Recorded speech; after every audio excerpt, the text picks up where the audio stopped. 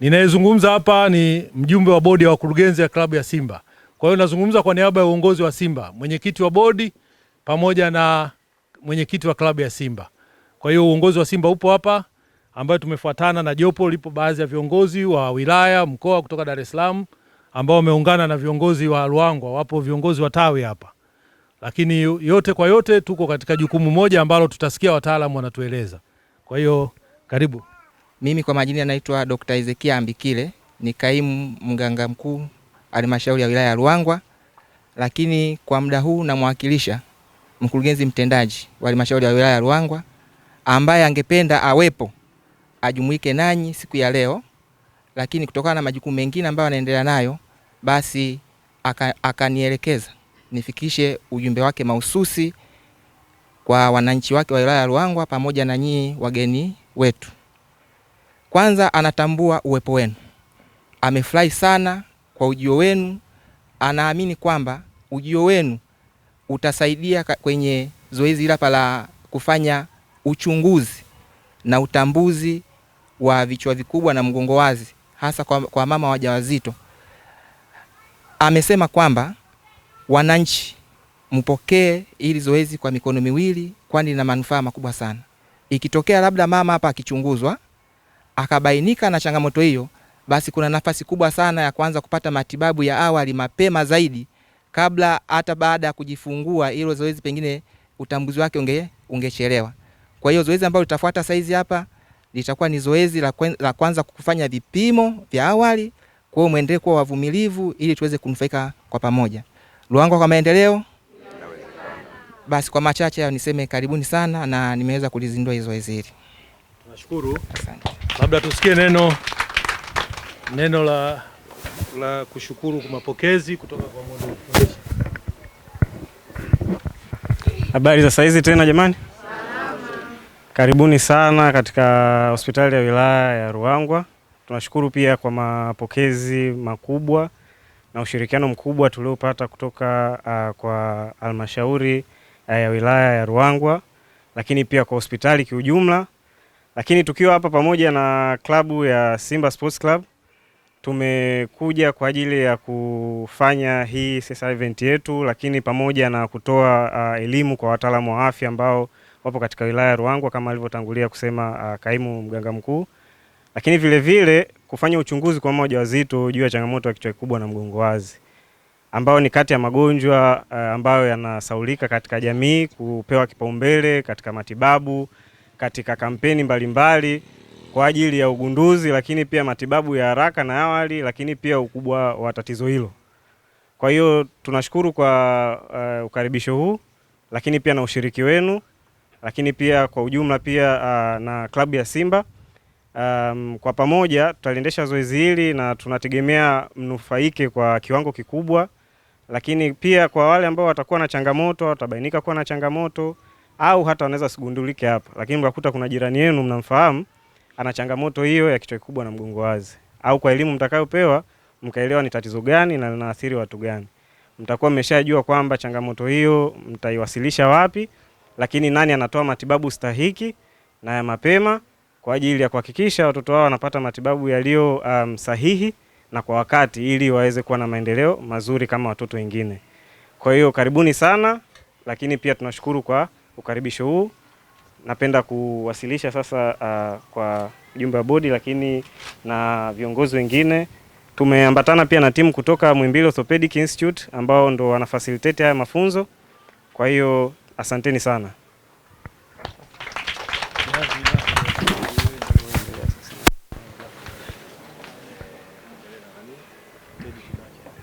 Habari ya saizi? Na wote ni wazima wa afya. Basi hebu onyesheni tabasamu. Hii ni fursa adimu sana, si ndio Simba wametupa tabasamu Model Foundation wametupa tabasamu Moi Muhimbili wamewapa tabasamu usisikitike, mbona hamna furaha? Furaha mnayo? Basi tuko hapa kama walivyoelezea viongozi waliopita, msitaki kurudia walioelezea. Kwa majina naitwa Teresia Jacob, ni afisa ustawi wa jamii, natokea katika taasisi ya MOI pale Muhimbili. Lengo kuu tumekuja pia kama taasisi ya MOI kuhakikisha kwamba tunafanya utambuzi wa awali wa watoto wenye changamoto ya kichwa kikubwa na mgongo wazi anapokuwa kwenye tumbo la mama, na kama viongozi walivyoelezea, mama huyu akigundulika ana mtoto mwenye tatizo, basi mtoto tutatembea na mama kipindi hiki, atakuwa kwenye uangalizi wa karibu na wataalamu wa afya, na tutahakikisha kwamba mtoto huyu mama huyu atakapojifungua, basi mtoto huyu Model Foundation itahakikisha matibabu ya mtoto huyu yanafanyika ndani ya masaa 72 tu baada ya mtoto kujifungua. Lakini pia lengo ni kuhakikisha kwamba najua mama amekuja kasindikizwa, kuna wazazi wako hapa, kuna wababa. Lengo kuu ni kwamba naona sura nyingi ni mabinti, bado mnaendelea kuzaa, ukijifungua utajifungua mtoto mwingine. Model Foundation imekuwa ikitibia hawa watoto, lakini imeona kwamba iambatane na sisi tuje tutoe elimu ya namna ya kujikinga kupata mtoto mwenye ulemavu wa kichwa kikubwa na mgongo wazi, kwa sababu inawezekana. Wamekuwa wakigharamikia sana gharama za watoto. Mtoto mmoja matibabu yake inaenda mpaka shilingi milioni 3 aliyewahi. Aliyechelewa inafika mpaka milioni 5 na kuendelea. Kwa hiyo ili kuwahi sasa, ndio maana tuko hapa kuhakikisha kwamba tunakinga ulemavu wa watoto wanaozaliwa na kichwa kikubwa na mgongo wazi. Na kukinga inawezekana. Mama miezi 3 mpaka 6 kabla hujashika mimba, inatakiwa ujiandae kwa kutumia virutubisho vya folic acid. Unapotumia virutubisho vya folic acid itakusaidia kuweza kupunguza ulemavu kwa mtoto mwenye kujifungua, mtoto mwenye kichwa kikubwa au mgongo wazi. Si kingine kinasababisha mtoto mwenye kichwa kikubwa na mgongo wazi au ulemavu mwingine, CP, mtoto mwenye ulemavu wa viungo, mtoto mwenye wanaita Down syndrome, wale wenye utindio wa ubongo. Kikubwa tu ni upungufu wa folic acid miezi 3 mpaka 6 kabla mama hajashika mimba. Kwa kifupi tunasema mama anakuwa na utapiamlo mkali miezi 3 mpaka 6 kabla hajashika mimba. Na folic acid hizi hazipatikani sehemu nyingine. Ni vitu tu virahisi ambavyo tuko navyo na tunaishi navyo katika mazingira yetu ya kila siku. Ni mboga za majani aina zote unazozijua wewe, maboga, matembele, mgagani, mchunga, mchicha, mle ndipo folic acid imelala. Na aina zote za matunda unazozijua wewe, yakiwemo maembe, mapera, mapapai, maparachichi, matunda yote yana folic acid ya kutosha. Kitu kingine ambacho kina folic acid ya kutosha ni aina zote za kunde unazozijua wewe, yakiwepo maharage, njugu mawe, njegere, mbaazi, zile zote, choroko, kule kuna folic acid ya kufanyaje? Ya kutosha. Na ni vitu ambavyo viko kwenye nini?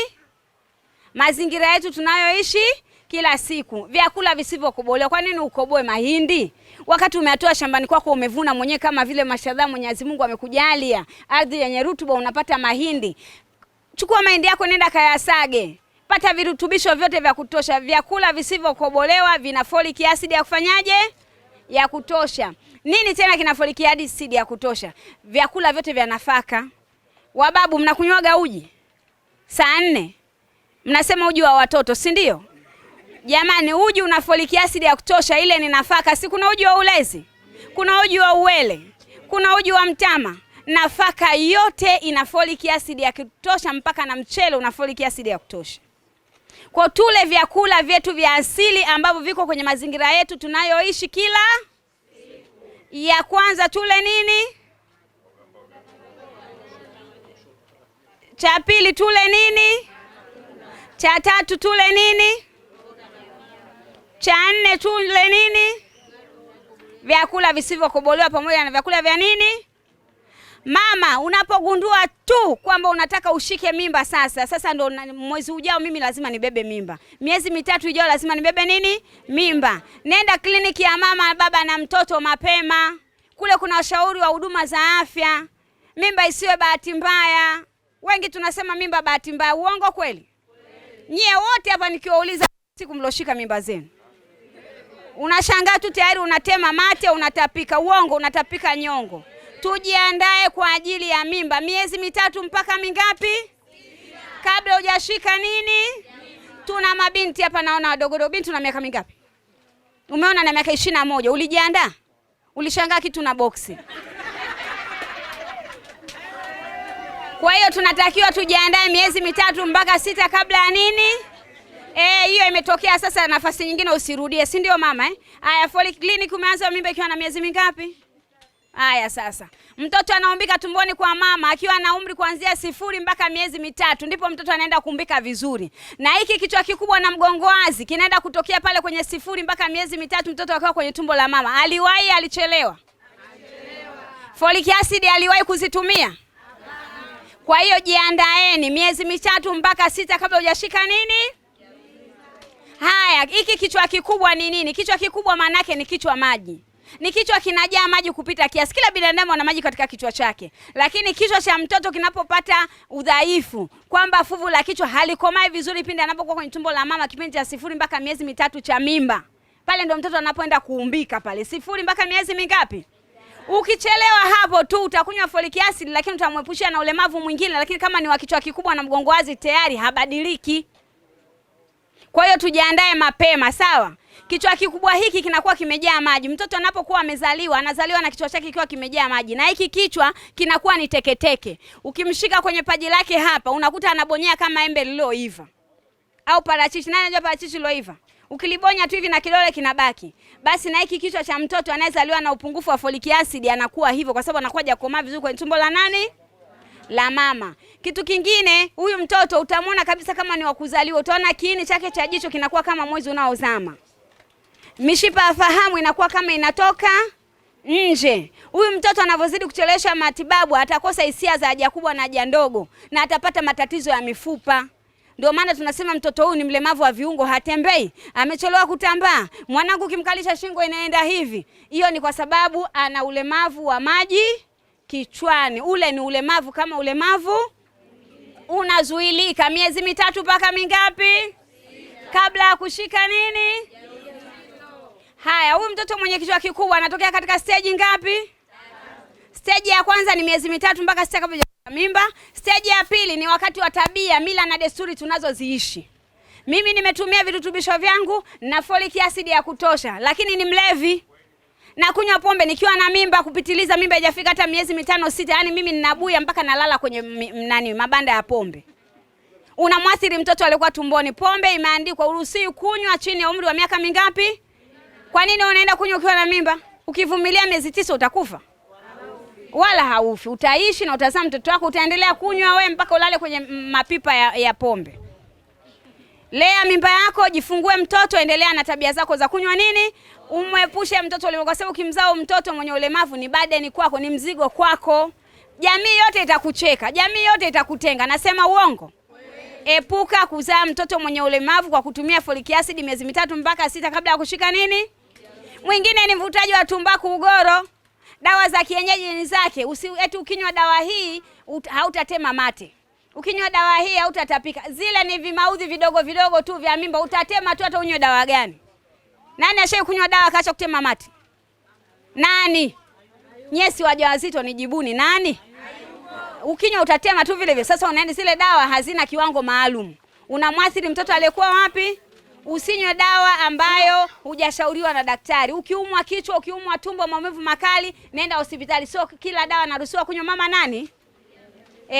Nenda hospitali kapata ushauri wa daktari. Usiende maduka ya dawa tumepewa, lakini pale nenda kanunue dawa kama daktari amekuandikia ukakosa, nenda na risiti. Usitoke tu nyumbani ukafika ukaenda kutafuta nini? Sawa wapendwa wangu. Kingine, kuchelewesha kujifungua. Mama akichelewesha kujifungua anasababisha mtoto wa kichwa kikubwa, kwa sababu hewa inashindwa kuingia kwenye ubongo.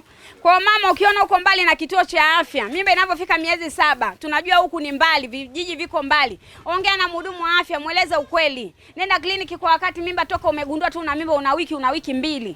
Mwambie mimi nakaa mbali, naomba unisaidie kukaa hapa hospitali mpaka nitakapojifungua. Bora ukaacha kazi zako miezi 3 kajiepusha mtoto mwenye ulemavu. Sawa mama wazuri na wababa? Na wababa mwe mnasikiza wake zenu na mnawasindikiza kliniki ili ujue ni nini kinaendelea kwa mke wako na mtoto wako aliyekuwa tumboni. Ndio maana tunaita kliniki ya baba, mama na nani? Kingine, unakuta huyu mama amejifungua vizuri, pia kichwa kikubwa kinatokea wakati wa baada ya kujifungua. Hata mtu mzima akipata ajali anaweza akapata kichwa kikubwa. Kuna madereva bodaboda, kuna watembea kwa miguu, kuna watengeneza nyumba kwenye mapaa, akidondokea kichwa, bodaboda akigongwa akiumia kichwani, si ndio Ikitokea unatembea kwa miguu kagongo kaumia kichwani, mama uko bize na kazi zako za kutafuta hela, umemwacha dada na mtoto pale, mtoto akaumia vibaya, akacheleweshwa matibabu, pia anaweza akasababisha bakteria wakazaliana kichwani na akapata nini? Kichwa kikubwa. Ila hutakiona kwa sababu fuvu la kichwa limeshafanyaje? Limeshakoma, ila huyu wa kuzaliwa utaliona. Hicho ndicho kichwa kikubwa katika hatua ngapi? Sasa tutaendelea tena mama wajawazito tutaendelea kubaki hapa kwa ajili ya kuendelea kupata maelekezo na kufanya lile lililotuleta, uchunguzi wa hilo tatizo. Si ndio jamani eh? Kwa hiyo tutaendelea kubaki hapa. Kwa hiyo baada ya kusema hayo sasa nataka nimpe nafasi. Mnamjua msemaji la kafu? Mnamjua? Haya, sasa mimi nataka na yeye aongee neno kidogo ili muweze kumsikia. Alafu baada ya hapo dada Teddy unaweza kaendelea au kafunga, basi utaona namna inafaa. Ahmed, karibu.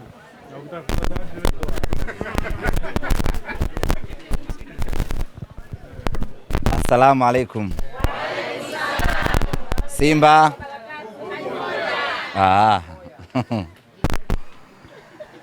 Ndugu zangu wana Ruangwa, awali ya yote tunayo furaha kubwa sana kufika hapa leo kuja kuzungumza nanyi, lakini nitoe shukrani zetu za dhati kwa ninyi kukubali wito wetu na kuja kutusikiliza, lakini vile vile kuja kupata ujumbe ambao tumewaletea. Simba Sports Club kwa kushirikiana na Mo Dewji Foundation pamoja na taasisi ya MOI tumefika hapa katika wilaya ya Ruangwa, mkoa wa Lindi, kwa ajili ya kuja kutoa huduma kwa wale wote ambao wanaohitaji na huduma hiyo. Kwa ufupi tu ni kwamba Simba Sports na Mo Dewji Foundation tumekuwa tukitoa misaada mbalimbali katika mikoa, wilaya na sehemu mbalimbali, tukitoa misaada kwa watu wenye uhitaji na kwa watoto yatima. Lakini kwa upekee kabisa tukasema kwa wilaya ya Ruangwa twende tukatoe msaada wa tofauti kidogo ambao tunaamini utakuwa alama kwa wale wote ambao tutawasaidia kupitia msaada huo. Tumekuja hapa, tumetoa mafunzo kwa madaktari wa hospitali yetu hii ya wilaya kuhusiana na ugonjwa huu wa mgongo wazi na vichwa vikubwa. Tunaamini mafunzo haya ambayo wameyapata madaktari wetu hawa utakuwa msaada kwao na kwa wagonjwa wote ambao watakuwa na uhitaji kwa miaka mingi ijayo. Lakini tukasema tusiishie kwa madaktari tu. Hebu tuzungumze na wakina mama wenyewe, hasa wajawazito, tuwape elimu ya kitu gani wanapaswa kufanya kipindi hiki wakiwa na ujauzito, kipindi watakapojifungua, lakini vile vile kuwalea watoto wao katika misingi iliyokuwa sawa sawa. Tunaishukuru taasisi ya MOI kwa kukubali kushirikiana nasi na kuambatana nasi kwenye kila sehemu ambayo tunakwenda kwa ajili ya kutoa elimu hiyo. Ninaamini elimu hii ambayo mmeipata pamoja na uchunguzi ambao mtafanyiwa hapa hospitalini itakuwa na manufaa makubwa sana kwa upande wenu. Sina mengi ya kuzungumza ya kitaalamu, lakini niseme tu ya kwamba Mo Dewji Foundation ataendelea kuwa bega kwa bega nanyi kwenye kipindi chenu hiki cha ujauzito, na hata mkijifungua. Ikitokea Mwenyezi Mungu akakujalia mtoto wa aina hiyo, basi Mo Dewji Foundation ataendelea kuwa bega kwa bega na mtoto huyo kwenye kipindi chake chote cha matibabu, tukishirikiana na taasisi yetu ya MOI. Baada ya kusema hayo, niseme asanteni sana na Mwenyezi Mungu awajalie watoto wote mtakao wajifungua wawe salama wa salmin, na watoto wote mtakaojifungua wawe mashabiki wa Simba Sports Club. Mimi nitatoa zawadi moja kwa swali moja. Swali jepesi tu. Simba inacheza lini na Namungo?